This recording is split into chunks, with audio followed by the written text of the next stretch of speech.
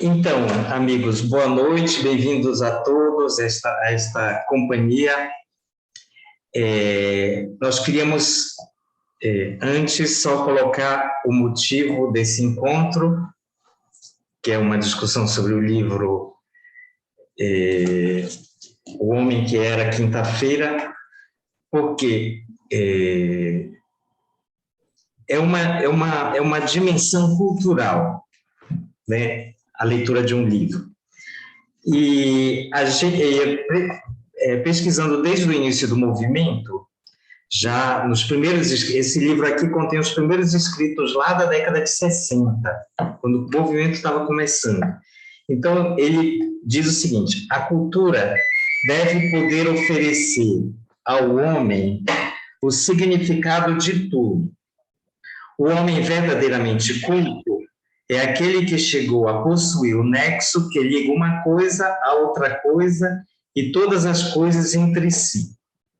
Portanto, cultura não pode ser possuir noções, porque nem as noções derivadas do estudo de milhares de homens poderiam dizer uma única palavra resolutiva da questão sobre o nexo que liga o homem a todas as coisas, ou seja, sobre o significado da sua existência. Então, a proposta do livro, depois, nesses escritos, você encontra também que tem instrumentos para se viver a cultura. Um dos instrumentos é justamente o livro do mês, no caso, o livro do bimestre, né, que a gente está propondo. E esse momento é um momento não de especialistas, mas é um momento de amigos que procuram se ajudar a fazer essa leitura, né? Quisemos dizer isso porque o combinado não sai caro, né? Então, está todo mundo avisado. Agora, a gente vai pedir para o Raul fazer uma... desculpa, nem todo mundo leu o livro, eu já sei disso. Mas, como a gente acha que não é secundário saber certos detalhes do livro, a gente vai começar com um resumo do livro para poder a gente dar um pontapé inicial para o nosso diálogo. O Raul vai fazer rapidamente esse resumo. Ok, boa noite. Então, só para eu saber, daqui que está assistindo, quem é que leu o livro? Só para eu saber, o Álvaro, a Suzana, a Cecília, tá? Há muito tempo, diz a Suzana, certo? Eu não terminei, tá? Mas eu comecei. Tá certo. Então, pessoal, eu vou dar, para quem não leu, uns spoilers, né?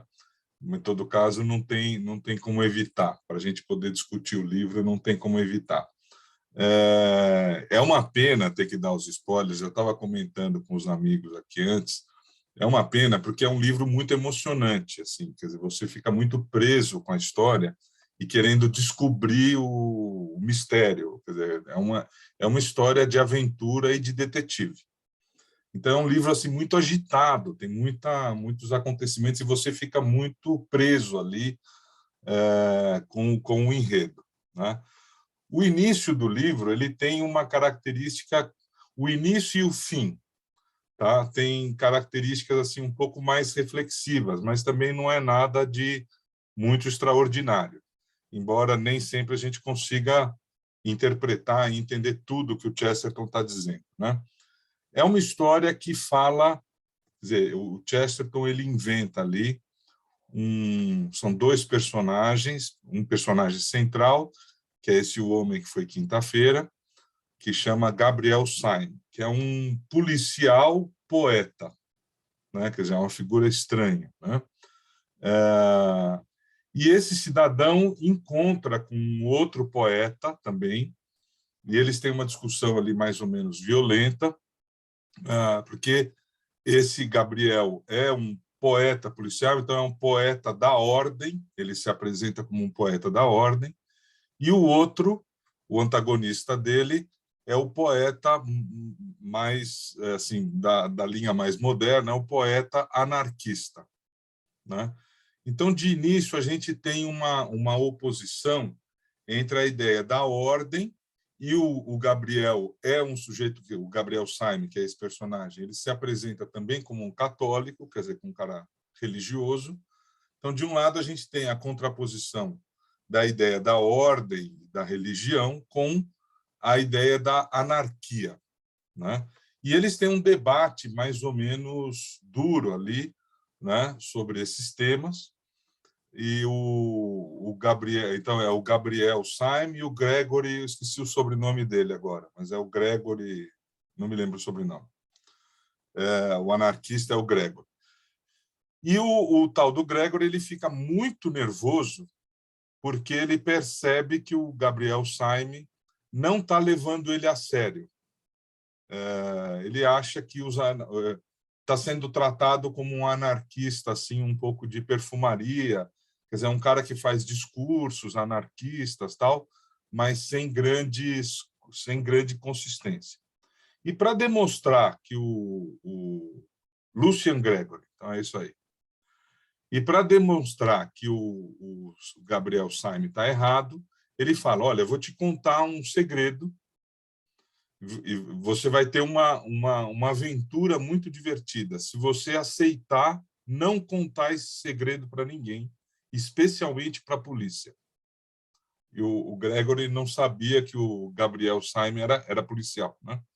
E ele promete solenemente que não vai contar para ninguém, especialmente para a polícia. Então o Gregory diz, olha, eu vou te levar para um lugar e você vai encontrar ali uma aventura. E leva o Gabriel para um comitê de anarquistas que está com um plano de conquistar o mundo, basicamente, né? Então, é um grupo de anarquistas que está querendo controlar o mundo. E nesse comitê de anarquistas, as pessoas têm codinomes, né? Então, o presidente do grupo é o Domingo. E depois, cada um dos outros membros desse comitê central dos anarquistas na Europa é um dia da semana. Então, tem o segunda-feira, o terça-feira, o quarta-feira. E naquela noite ia se eleger um novo quinta-feira, porque o quinta-feira anterior tinha morrido, né? E o Gregory, contando vantagem, diz, olha, eu tenho certeza que você o eleito para esse cargo de grande honra, que é ocupar o posto de quinta-feira no comando central dos anarquistas da Europa. E o Gabriel participa ali da reunião, né? E aí tem uma série de acontecimentos ali. O Gabriel Syme, na verdade, faz ali um truque e ele é eleito, o policial é eleito como quinta-feira, e não o anarquista de verdade, que era o Gregory, né? Então, o Gregory fica absolutamente furioso, mas eles prometeram um para o outro não revelar a identidade deles. Então, o Gregory fala, pelo amor de Deus, não votem nesse cara, tal, mas ele não pode explicar nada, né? Então, o policial, poeta, representante da ordem, é eleito como quinta-feira para o Comitê Central dos anarquistas europeus. Então, essa é a situação de base. Isso daí é basicamente o primeiro capítulo, talvez o primeiro e o segundo capítulo do livro, né? Aparentemente, pessoal, a história, quem começa a ler e chega nesse ponto, vai imaginar que a história é uma discussão teórica entre o anarquismo e a religiosidade, e que o Chesterton vai tomar partido, vai mostrar que os anarquistas estão errados, como eles são estúpidos, e o certo é a posição religiosa, tal. Só lembrando, eu não falei, mas o Chesterton é um escritor, ele faleceu, se eu não me engano, na década de 20 ou de 30, agora não me lembro, inglês, né? Então é de tradição anglicana, e no finalzinho da vida se converteu, inclusive depois de escrever esse livro, 20 anos depois de escrever esse livro, ele se converteu para o catolicismo, tá?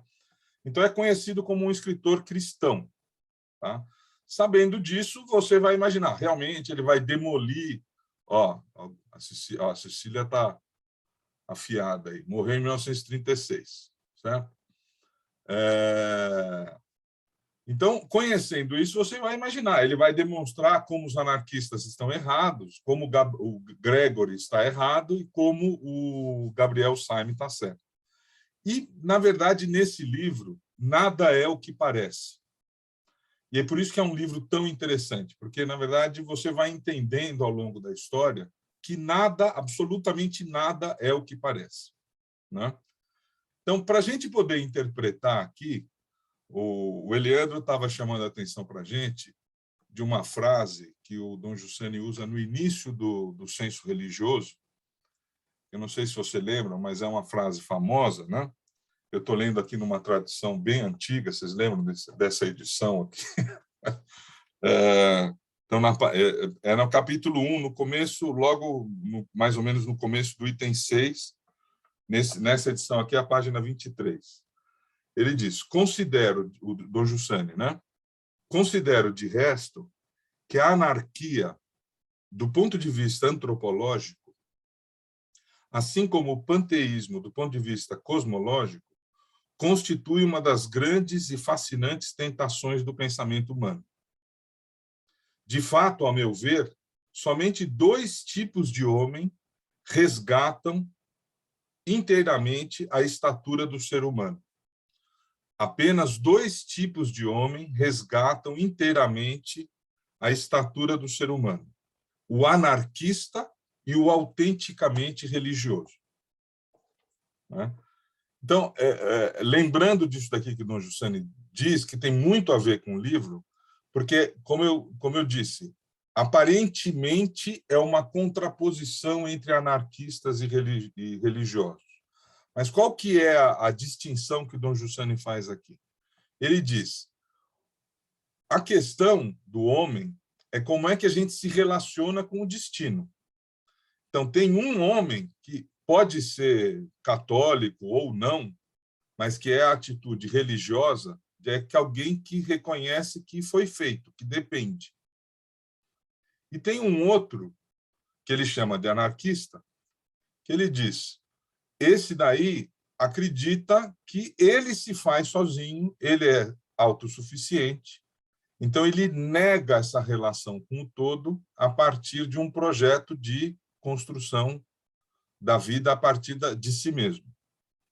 Dom Giussani coloca, então ele diz, esses daqui são os dois tipos humanos que atingem a maturidade, vamos dizer, da humanidade, né? São as 2 posturas que ele diz são as mais interessantes e as mais legítimas: o anarquista e o religioso, né? E é exatamente essa contraposição que aparece no livro do Chesterton. Mas o interessante, e agora eu vou pular bastante a história só para mostrar assim o desenvolvimento da coisa, o interessante é que o Gabriel Syme, quando ele entra no comitê dos anarquistas, como quinta-feira, então ele depois conhece todos os outros, o sábado, o domingo, né? O segunda-feira, o terça-feira, etc., né? E eles estão planejando um atentado à bomba, se não me engano, em Paris, tal, né? Então ele vai tentar impedir a realização desse atentado, né? E então aí acontece um monte de aventuras, de correria, de confusão, desencontros, etc. Mas no fundo você vai entendendo, e aqui é que eu acho que está o aspecto interessante, que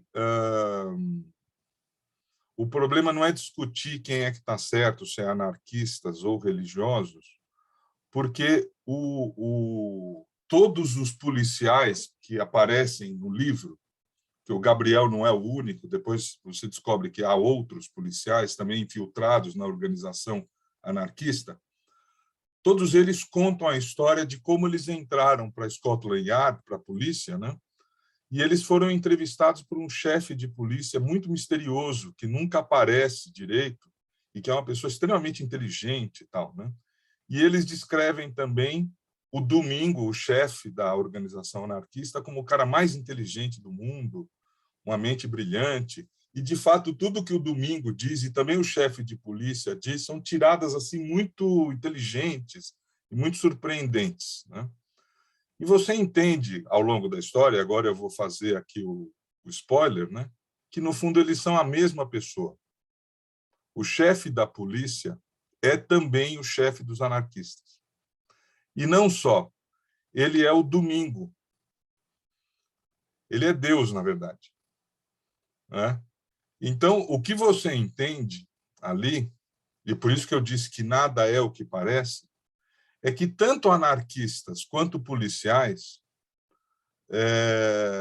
perseguem a mesma questão, o mesmo problema. O problema é como eu vou me relacionar com esse cara, que é o chefe da polícia e é o chefe dos anarquistas, e como é que eu vou lidar com isso? Quer dizer, o que o Chesterton mostra é que, no fundo, o problema não é ideológico, e não é discutir quem tem razão, quem está mais certo ou errado, porque essa é uma discussão na qual ele não entra. Embora Domingo seja Deus, e você subentenda que os cristãos e os policiais estão mais certos do que os anarquistas, né? O próprio Domingo, ele não tenta convencer os anarquistas de que eles estão errados, né? O problema é como as pessoas, como tanto anarquistas quanto policiais, se relacionam com ele, né? E a gente percebe que, nesse relacionamento com esse personagem misterioso, que, na verdade, você só entende no último capítulo quem ele é, né? A gente vê como que a personalidade de todos eles vai aparecendo a partir das provocações que ele, como chefe de polícia e como chefe do comitê anarquista, vai fazendo para as pessoas.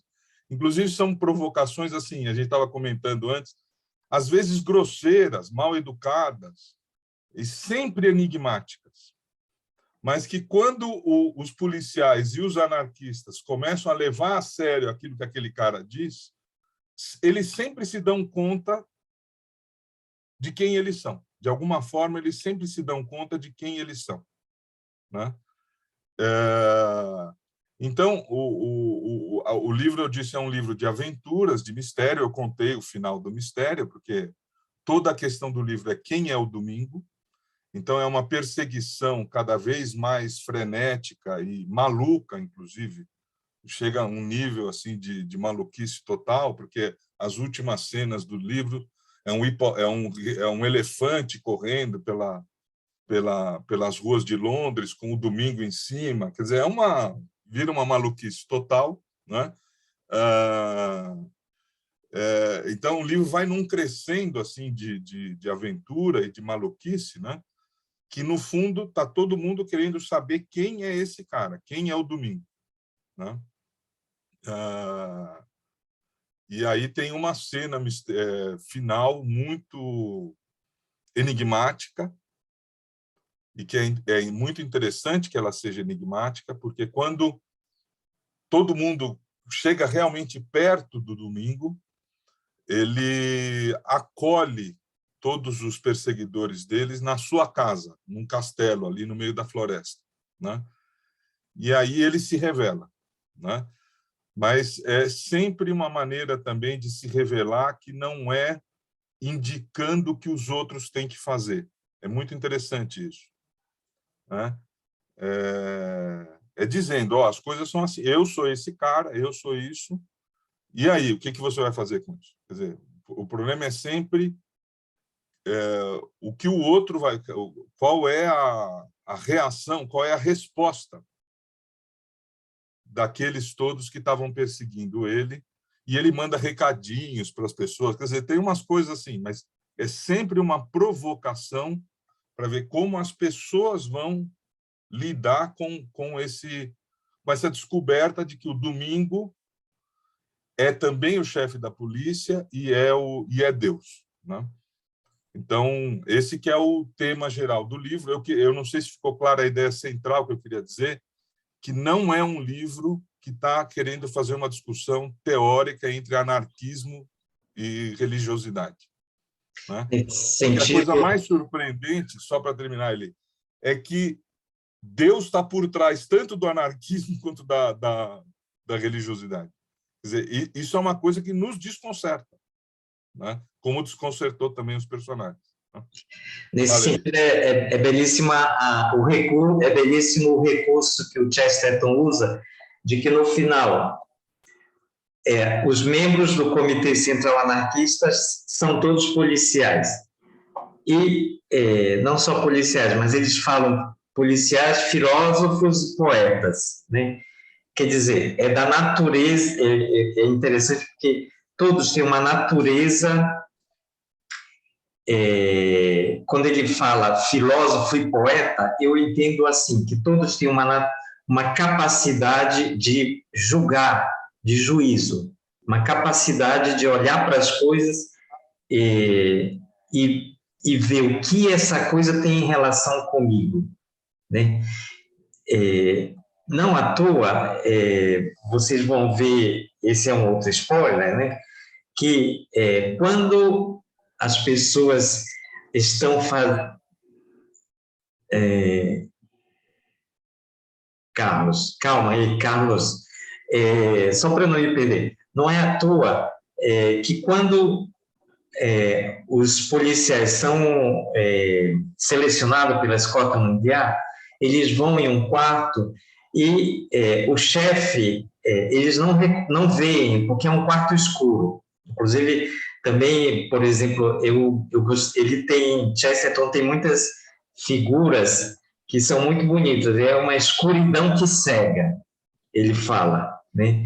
Quer dizer, de uma poesia, o livro todo tem muitas tiradas desse nível, né? Então, o mistério não se conhece, né? E eu entendo que se conhece através justamente da realidade, né? Das coisas que acontecem. Muitas vezes, das coisas que acontecem na minha história, porque é bonito como todos o Simon e os outros personagens, eles sempre remetem a coisas que aconteceram na história deles, né? E eu acho que aquilo que o Raul queria chamar a atenção, sobretudo, que o problema é o problema da liberdade de cada um, né? Uma pessoa pode dizer, isso que me aconteceu é mal, e outra pessoa pode dizer, é difícil, mas foi um bem, né? Que no final tem esse diálogo também. Então, eu fiquei muito entusiasmado com o livro por todas essas questões. Eliandro, a esse respeito, você podia ler aquele trecho onde fala, não sei se você tem aí, onde fala que o domingo nunca revela o rosto, né? Eu não sei se o Raul tem na memória também, não sei, que a gente comentava antes, que é tão bonito. Sempre de costas.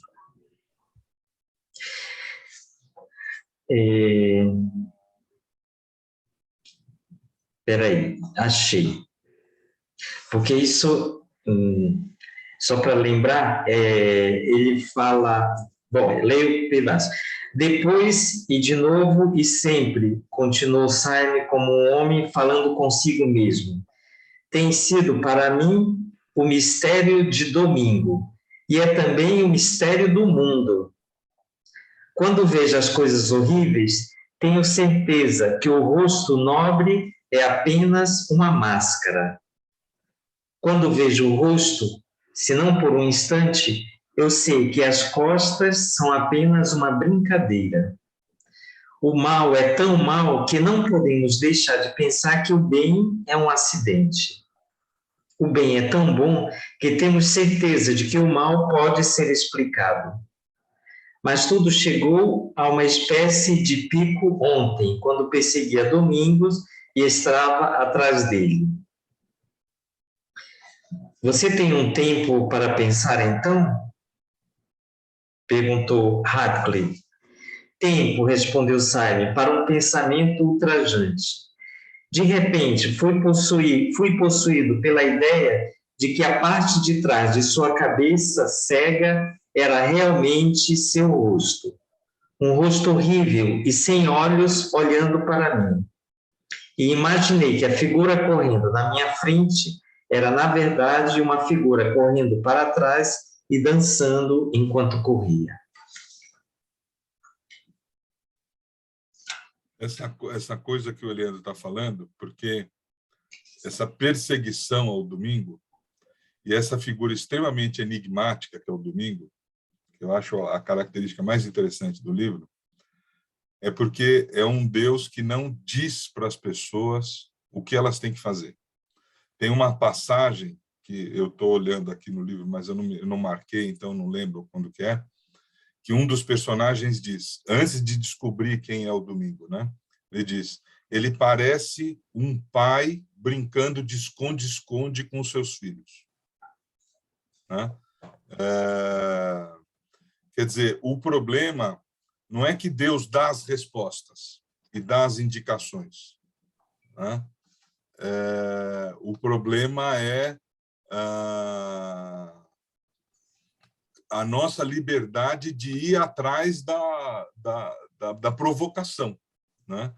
E depois, quando todo mundo descobre quem é o domingo, é muito bonito ver as reações das pessoas, porque cada um reage de um jeito. Tem pessoas que achavam que o domingo era um monstro horrendo e mau. Tem pessoas que, no fundo, achavam, não, ele era um cara, porque o domingo é apresentado como um cara enorme, assim, né? Assim, apesar dele ser gigantesco, tal, uma cara de criança, né? Um cara alegre. Então, cada um vê aquele mesmo personagem de um jeito, porque o problema é como que eu... Quer dizer, o domingo não se define em nenhum momento, né? O problema é como as pessoas se relacionam, como elas veem aquilo ali. Por exemplo, no final, na cena final, quando realmente você entende quem é o domingo, etc., cada um começa a falar com ele. Então, os personagens falando com Deus, né? Um dos personagens diz, eu estou muito contente. Eu não estou entendendo nada, mas estou muito contente. E o outro diz, ele só falou uma frase, um dos personagens, que é um personagem, inclusive, muito engraçado. Tal. Ele fala, eu só quero dizer uma coisa. Eu queria saber por que eu tenho que sofrer tanto. Quer dizer, a pessoa, quando encontra com Deus, aparece o que ela é. Né? E eu só tenho uma pergunta. Eu quero saber por que eu tenho que sofrer tanto. E, curiosamente, o domingo não responde nenhuma das perguntas. Né? A gente pode achar que isso é sacanagem, mas é o método dele. Né? O Álvaro levantou a mão e tem também a observação do Carlos, que eu acho que é o Totti, não sei. Álvaro? Sim, estão vindo, né? Não, um comentário geral, quer dizer, eu lembro que em outros momentos históricos aí a gente recebeu a indicação de ler esse livro, não só no Brasil, mas aqui, e consistentemente eu nunca li, certo? Então, agora com essa oportunidade, eu falei, bom, é hora. Até peguei o livro aqui da editora Agir, né? Que foi publicado acho que antes de eu nascer. Que tem muito melhor do que essa edição nova. Muito melhor. Não, é essa que eu tenho. Exato. Então, tem que ler nessa. E o livro até está cheirando mal, a Wanda está reclamando aqui, mas ainda achei um dos que nós não jogamos fora. Mas eu agradeço, em primeiro lugar, essa coisa. Né? Ele tem uma frase que me chamou a atenção logo no começo, que ele fala assim, poeta será um eterno inconformado, mesmo andando nas ruas do céu. Né? Que é essa questão que você vai até o final e, mesmo encontrando Deus, o cara não consegue entender. Né? Muito interessante isso aí. Eu estava pensando que não só os poetas, mas talvez economistas têm esse mesmo drama. Né? E achei legal a ideia, quer dizer, para mim foi novo mesmo, né? A coisa do poeta da ordem, né? O poeta da lei e o poeta da anarquia, e as duas visões, né? A briga entre eles. E ele diz assim: o que há de poético nesta eterna revolta? É umas frases que levam a gente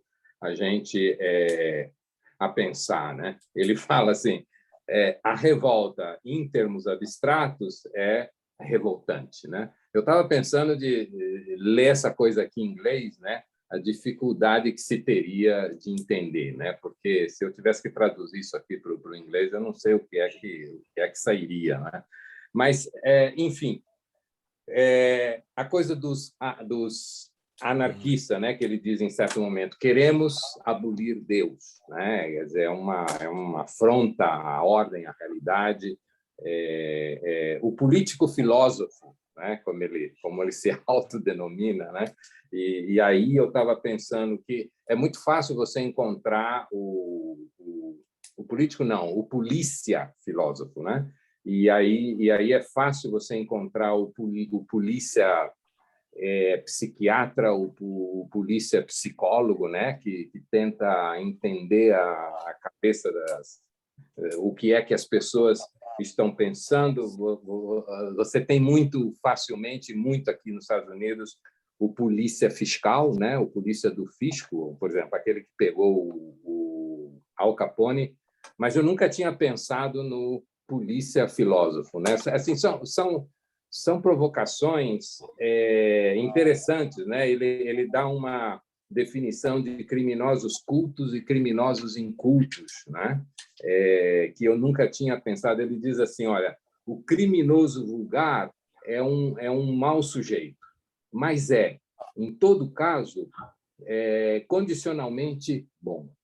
Então, leva a você parar, você tem que parar e pensar nisso, né? Quer dizer, como é que ele chegou, o que é que levou a ele a dizer isso, né? Por exemplo, as frases fantásticas, né, poéticas, ele diz: tudo ali tinha um sentido de insuportável realidade, né? Quer dizer, enfrentar o real, enfrentar o dia a dia não é algo simples, né? Tem uma hora que ele fala do medo, o medo da morte, e aí ele diz assim: sou mais do que um demônio, sou um homem, posso morrer. Tá? A hora que eles estão em perigo, e enfim, né?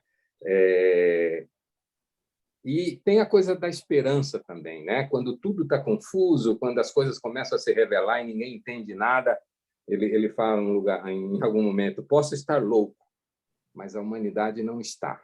Né? Quer dizer, aquela esperança de que não é toda essa confusão que eu vi. Quando vocês estavam falando aí de como é que o domingo se define, né? Tem uma aqui, nessa edição que eu tenho, página 144, que ele pergunta, né? E o Cine pergunta: e você, o que é? Ele diz: eu, o domingo, né?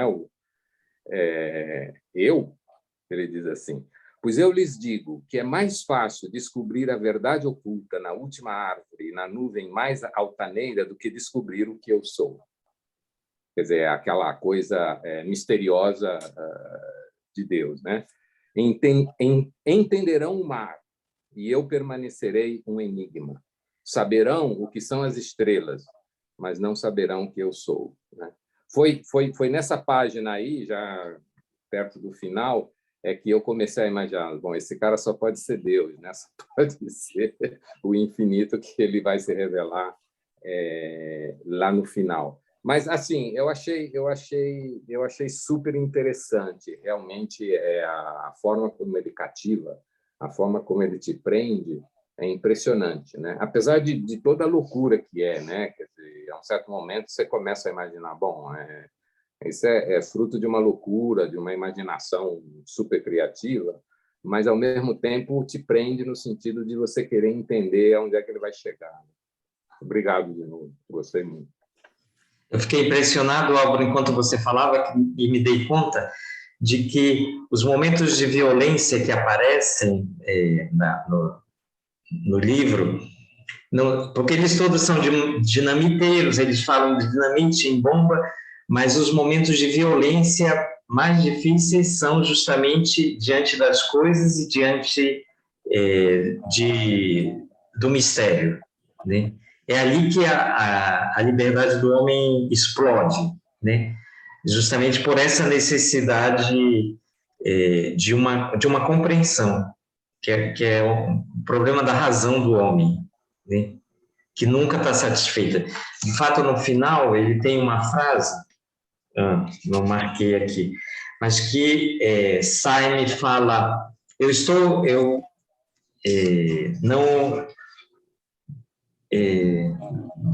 não, eu estou feliz com esse jardim, papapá, mas a minha razão... não, disse Simon, não me sinto feroz. Sou grata a você, não apenas pelo vinho e pela hospitalidade aqui, mas por muitas corridas e lutas livres. Mas eu gostaria de saber, minha alma e meu coração estão felizes e tranquilos aqui quanto este velho jardim, mas minha razão ainda clama. Eu gostaria de saber, quer dizer, a necessidade que o homem tem de entender também esse mistério profundo, né? Carlos, você queria falar?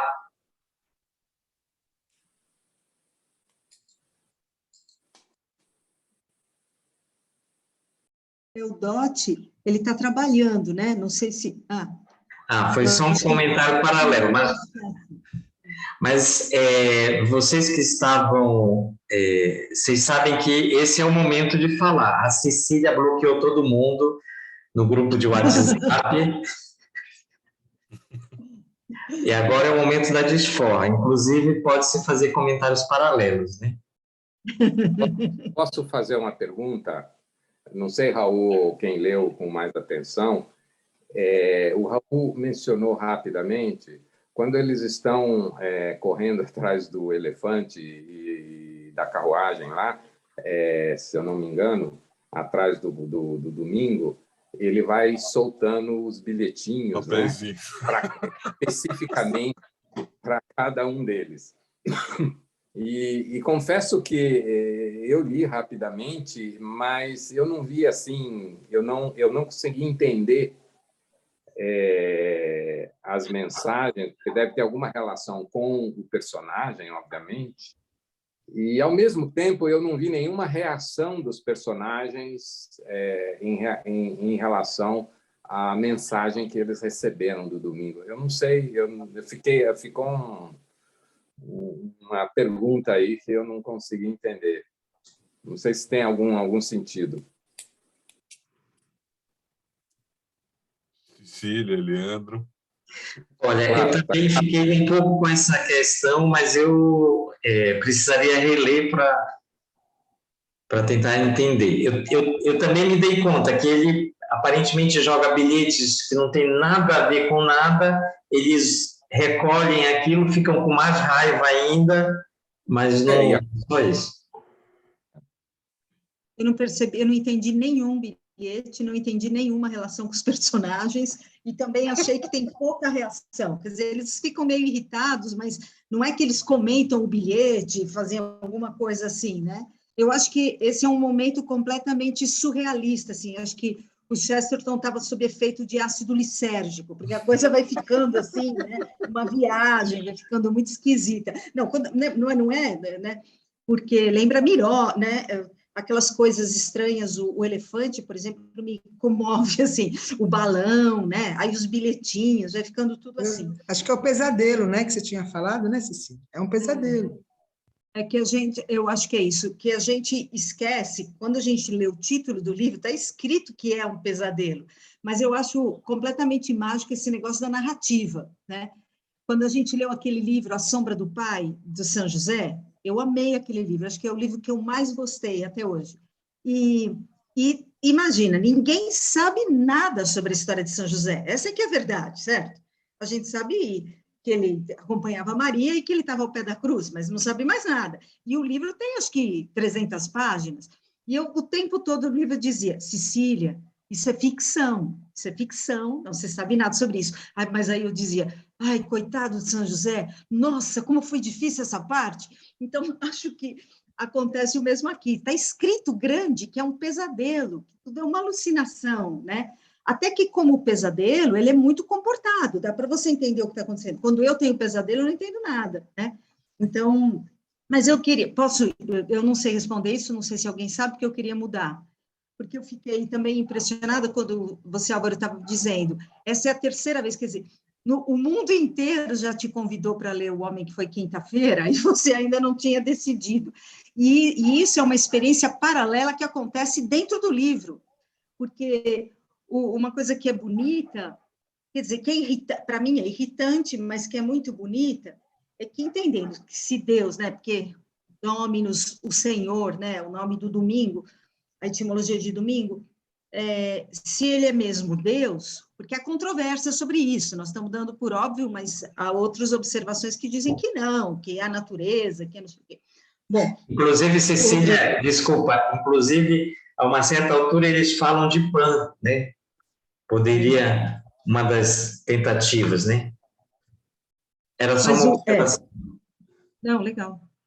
Mas eu acho interessante que assim, que Deus é mesmo onipresente no livro, mas ele está sempre cuidando, mandando algum tipo de bilhetinho, mas ele não interfere exatamente. Ele interfere mandando os torpedos, mas ele não interfere na história, né?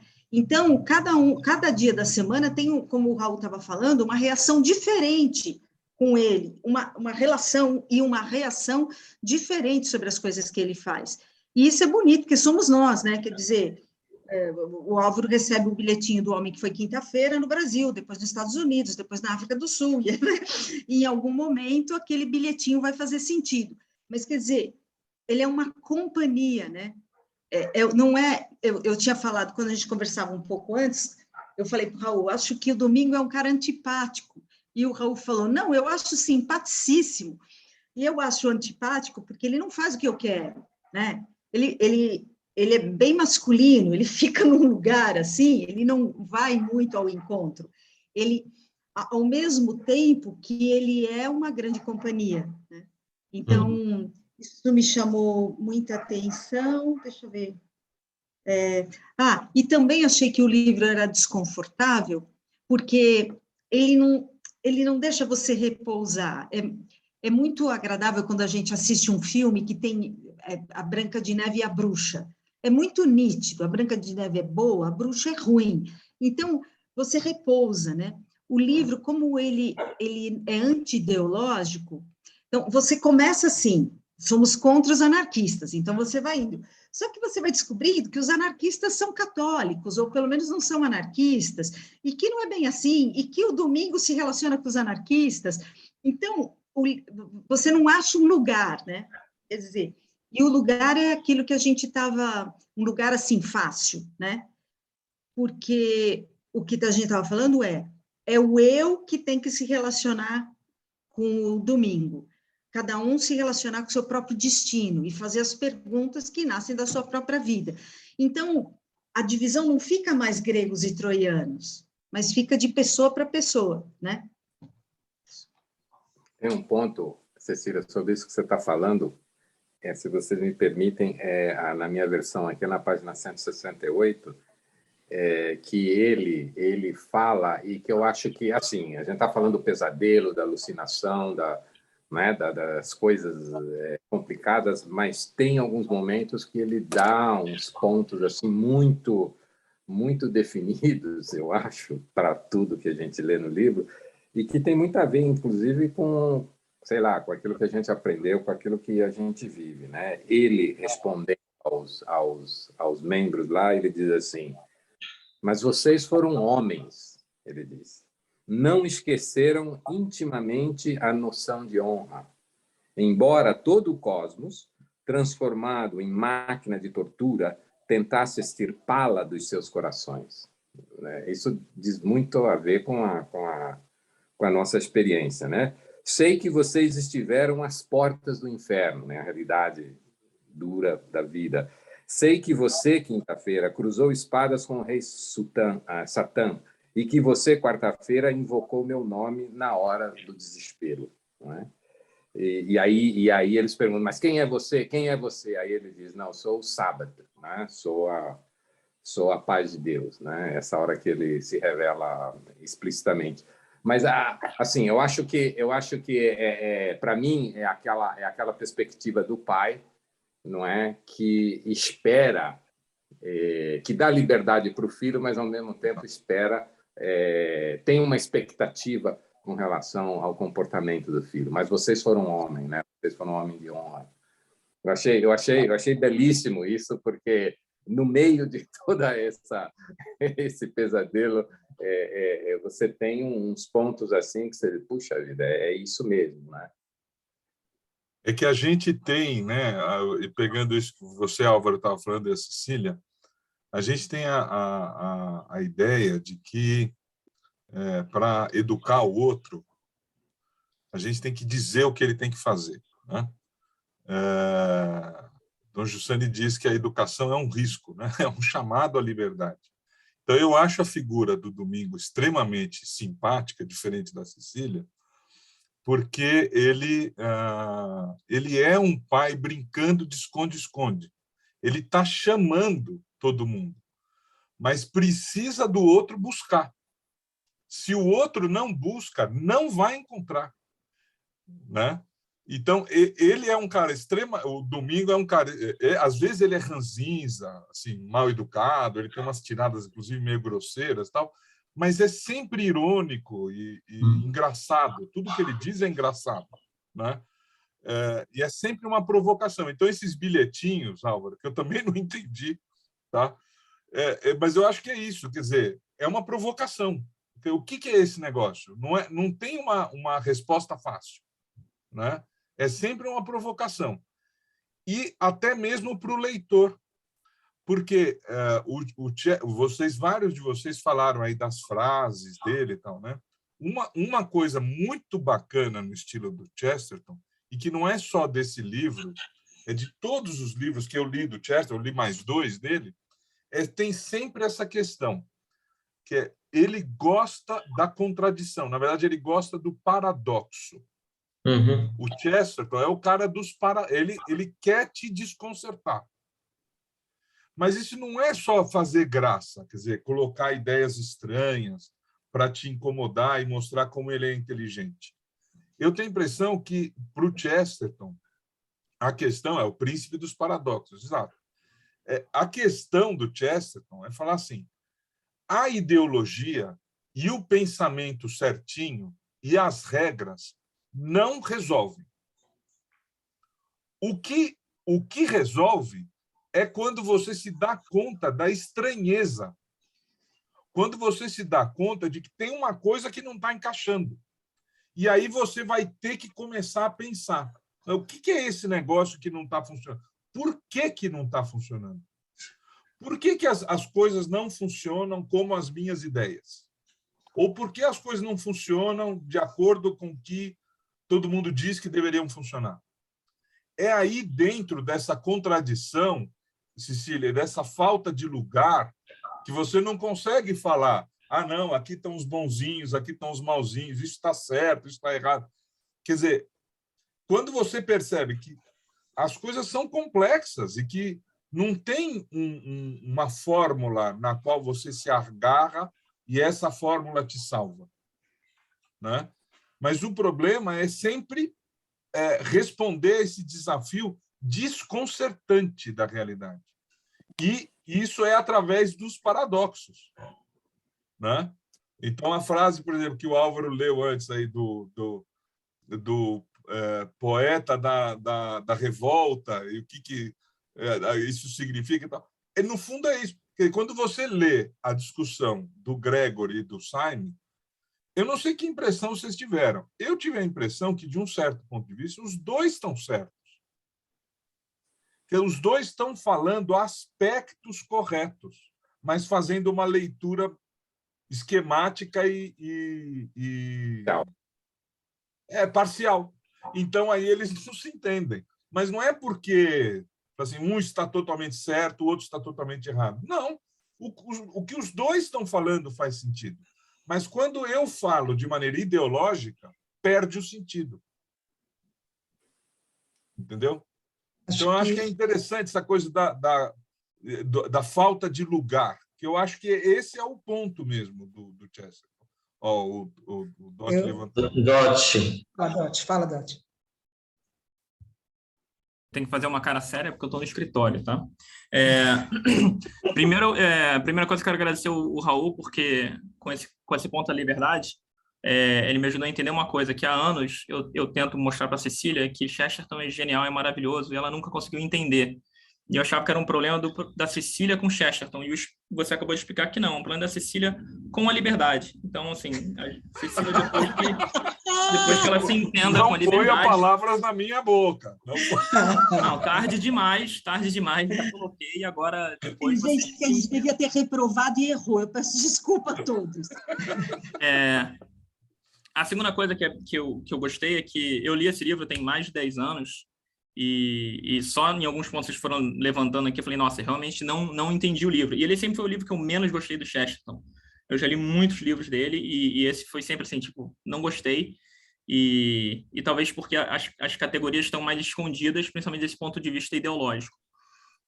Só para fazer alguns comentários em cima do que você estava falando, Raul, eu comentei, né, o Chesterton era conhecido como o príncipe dos paradoxos, e uma coisa, por quê? Ele entendia que as verdades mais profundas do universo, elas só podem ser explicadas por um paradoxo. E o contexto no qual ele estava, no começo do século XX, era um contexto de uma explosão e solidificação muito do racionalismo, né? Depois, Dom Giussani vai falar do problema do racionalismo, que só consegue entender aquilo que é mensurável, e o Chesterton estava vendo isso acontecer de uma maneira explosiva, enquanto que a gente já está na geração que a gente nem consegue entender qual o problema do Giussani com isso, porque a gente já está tão embebido nisso que é tipo, mas não consigo nem ver o problema mais. Então, lembra que as discussões dele estavam muito nesse aspecto. E aí, o que ele faz muito, né? Porque o princípio do paradoxo? Ele fala, por exemplo, a caridade. A caridade, que é uma verdade inegável da natureza, ela só pode ser explicada por um paradoxo, por quê? Porque ele vai colocar, né, a capacidade de perdoar algo que é imperdoável. Se algo é perdoável, não existe caridade. Está dentro do limite do humano. Então, a caridade precisa ser algo que perdoa o imperdoável, senão não existe. A mesma coisa quando ele vai explicar a coragem. A coragem é uma vontade de viver tão grande que vira uma disponibilidade, uma disposição a morrer. Se você não tem essa disposição em se arriscar, você não consegue, né, passar o obstáculo que você precisa. Que depois, claro, vai tocar, né, aquele que perder a vida salva lá. Por que eu acho isso muito interessante? Porque sendo alguém, seja de exatas, seja alguém embebido na nossa cultura, seja alguém que acompanha as discussões polarizadas do mundo hoje, ideologicamente, eu vou me convencendo que muitas vezes o jeito como as questões são framed, são colocadas, são explicadas, são propostas, de tal maneira que é impossível você afirmar a verdade naqueles termos. Elas já são colocadas de tal maneira que ou você tem uma resposta muito errada de um lado, ou você tem, às vezes, uma resposta menos errada do outro, mas, assim, no final você fala assim, Carlos, nada disso daqui representa a verdade como eu encontrei, como eu experimentei, ou que eu gostaria de afirmar. Porque, imagina, diante de todos os problemas que você vê, para começar, tem um problema que a Cecília se incomoda bastante, que é o problema da liberdade, né? Tipo, a gente está sempre discutindo políticas públicas, né? Política, no final, é isso, né? O que deve e o que não deve fazer. Bom, no final tem um problema que é tipo, e aí a liberdade? O homem tem ou não tem a liberdade? A gente permite, a gente tolera, onde não vai? Onde que isso vai?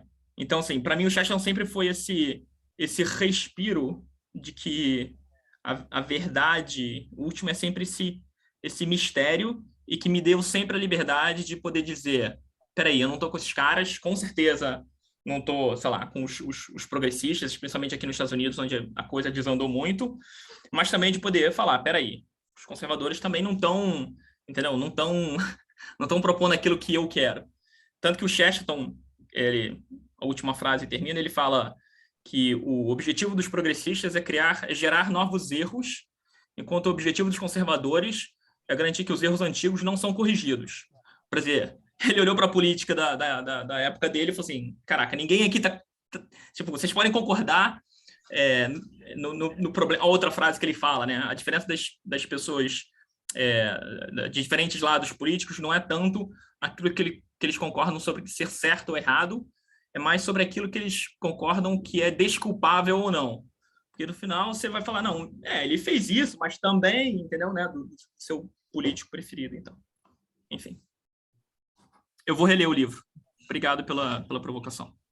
Eu acho que o problema justamente, Dot, é esse, né?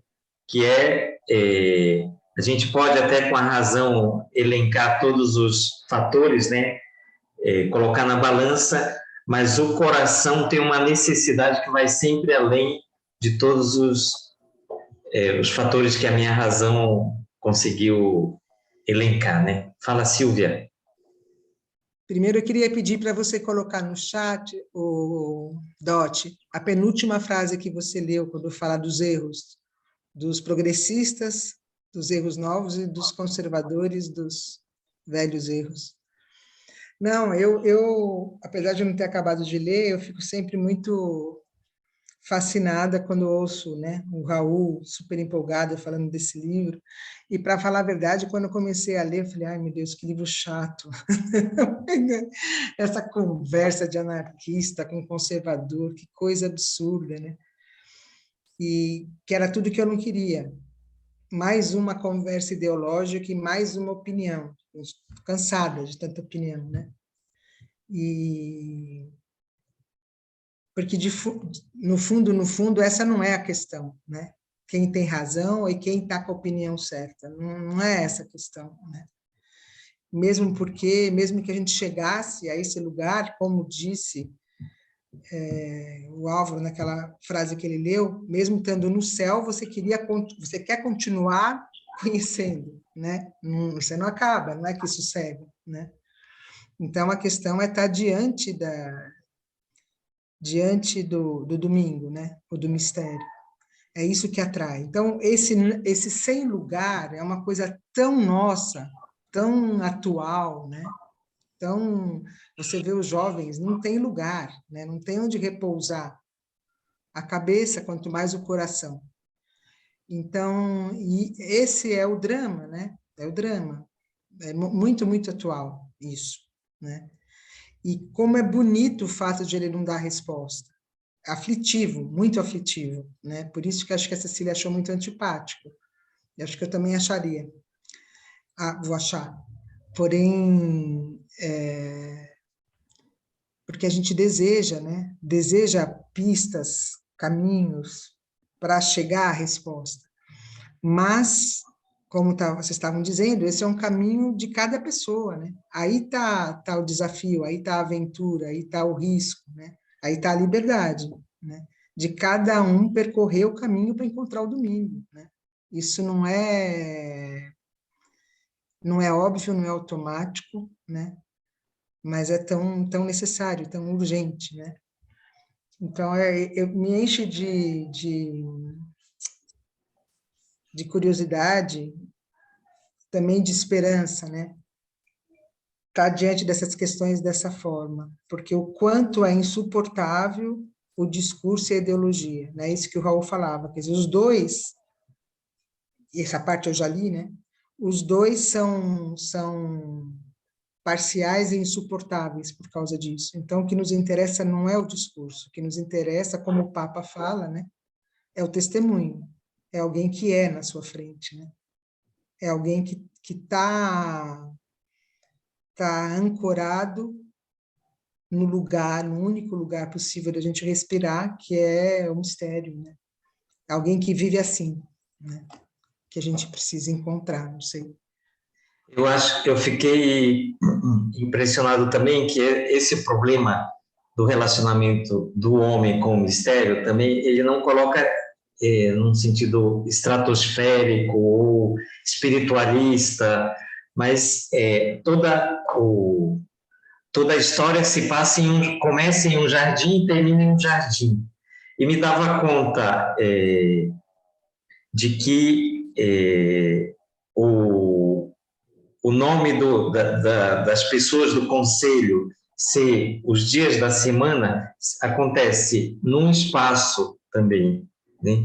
A uma certa altura do romance, vocês podem ver que ele fala de chanson de Roland, que eu fui até ver, existe ou não existe? E ele coloca coisas que são da história, né? Isso para dizer que o problema do relacionamento com o mistério passa justamente através da realidade, do real, né? E eu acho que, como eu entendi assim, recurso literário foi estupendo. Amigos, a gente já está aqui há 1 hora de conversa. Não sei, a gente não queria que fosse um momento pesado, então queríamos delimitar um pouco, a menos que alguém... Cecília quer falar alguma coisa? Não, pode encerrar isso, eu só quero falar uma coisa, a parte do livro. Não sei se Raul quer encerrar alguma outra coisa. Eu quero dar uma... Só faço uma última observação, pegando carona nessa coisa que o Leandro falou agora. O capítulo final do livro, ele é muito enigmático. Eu não tenho nenhuma pretensão de ter compreendido 100%. Eu acho que tem ali... É que nem a história dos bilhetinhos, né? Tem ali coisa que não é evidente. A gente precisa pensar.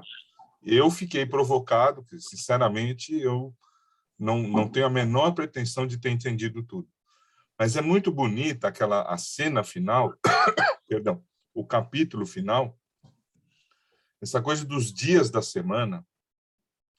Quer dizer, a gente entende que cada um dos personagens, na verdade,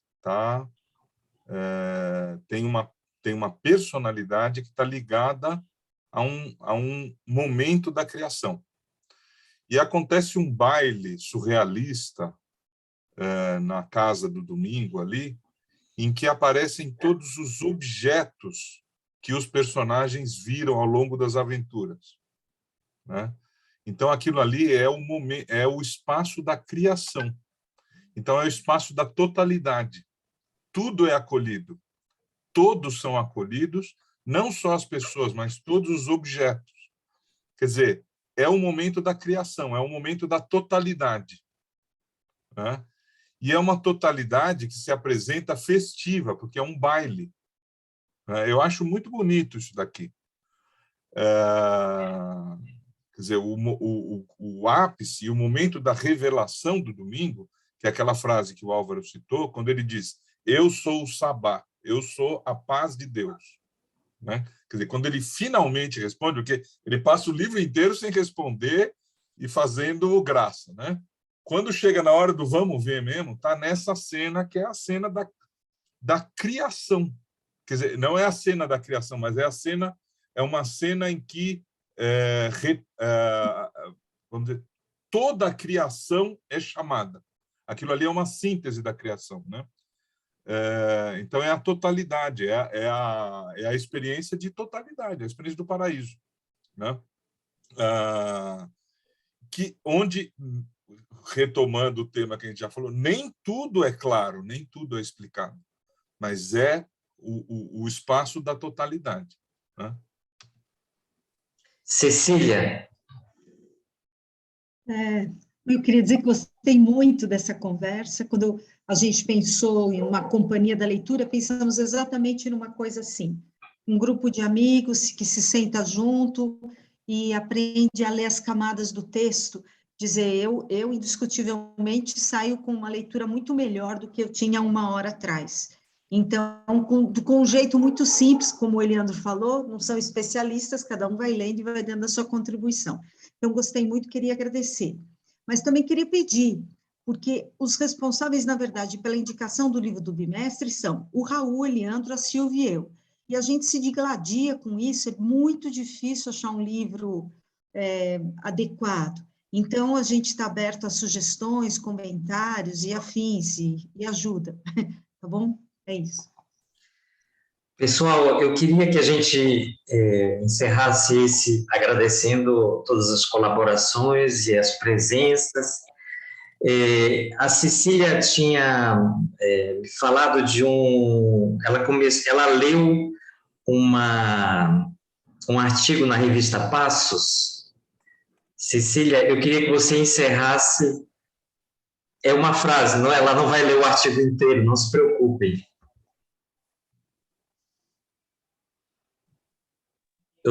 Professora.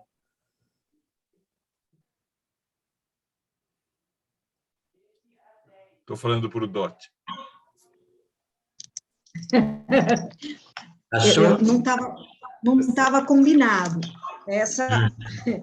Essa passos aqui, tá? É abril, eu acho. Maravilhoso. É abril.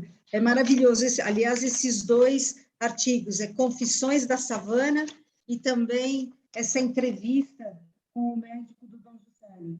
Maravilhosos, 2 artigos maravilhosos. Mas, nesse Confissões da Savana, é o padre Carlo Cencio, e ele conta que num determinado encontro, um africano faz a seguinte pergunta: Padre, se não conheço Deus, quando eu me torno homem? Esse é o nosso problema. Obrigado e boa noite para todo mundo. Boa noite. Tchau, obrigado. Obrigada.